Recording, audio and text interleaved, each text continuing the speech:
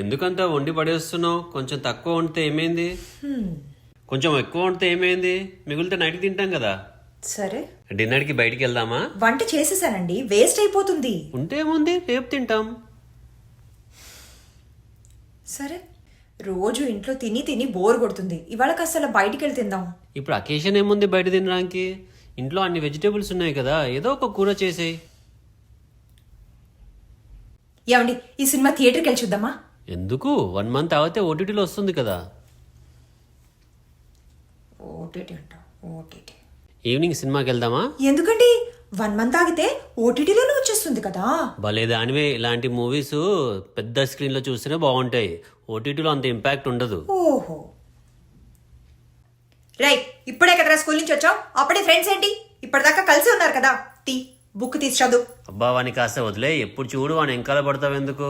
కాస్త childhood enjoy చేయి నువ్వు. వాడు అసలు ఏం పట్టించుకోవట్లే నువ్వు, అందుకే వాడు ఇలా తయారాడు. వాని మాటలు చూసావా ఎలా వచ్చాయో? రైట్ చిన్న, ఆ డోర్ వేసి బయటికి వెళ్ళరా. మీ నాన్నకి ట్యూషన్ చెప్పే టైం అయింది.